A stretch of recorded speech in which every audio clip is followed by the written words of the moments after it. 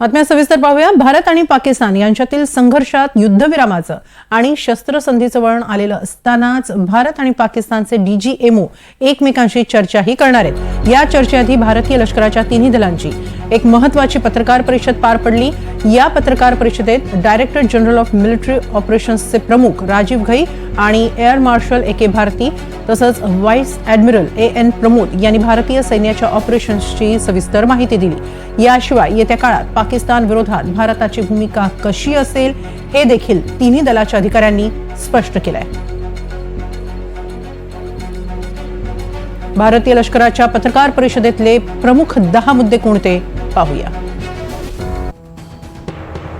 आम्ही पाकिस्तानच्या कुठल्याही अण्वस्त्र स्थळांना लक्ष्य केलेलं नाही. किराणा हिल्समध्ये पाकिस्तानचे अण्वस्त्र आहेत हे सांगितल्याबद्दल धन्यवाद. आमची लढाई पाकिस्तानी लष्कराविरोधात नव्हती, अतिरेक्यांविरोधात होती. पाकिस्तानी लष्कराने अतिरेक्यांची लढाई लढली. जे काही पाकिस्तानचं नुकसान झालं त्याला तेच जबाबदार आहेत. पाकिस्ताननं वापरलेली चीनी बनावटीची क्षेपणास्त्र फेल गेली. भारतानं मल्टी लेअर डिफेन्स सिस्टीम वापरली जे भेदणं अशक्य आहे. भारताच्या सर्व एअरफील्ड सक्रिय आहेत, पाकच्या निष्क्रिय आहेत. प्रत्येक लढाई नवीन असते, पहिल्यापेक्षा नवी आधुनिक असते. पाकिस्तानचा महत्वाचा नूर खान एअरबेस या हल्ल्यात उद्ध्वस्त झाला.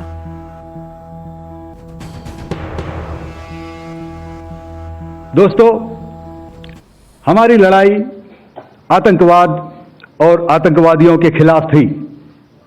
इसलिए 7 मई को हमने केवल आतंकवादी ठिकानों पर ही हमला किया था.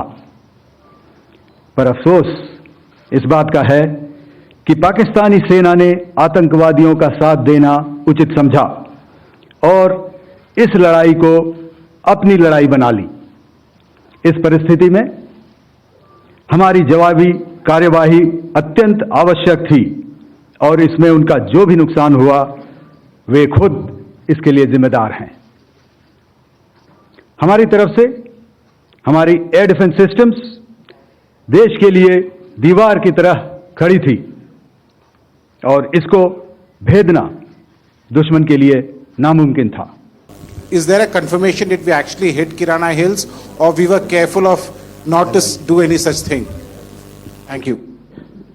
Thank you for telling us that Kirana Hill houses some nuclear installation. We did not know about it. Okay. And we've not hit Kirana Hills, whatever is there. Okay. I did not brief in my briefing yesterday. Thank you. अगर मैं सरल शब्दों में बोलूं तो कोई भी संदिग्ध और दुश्मन के हवाई जहाज को कैरल बैटल ग्रुप के कई 100 किलोमीटर पास आने का मौका नहीं दिया.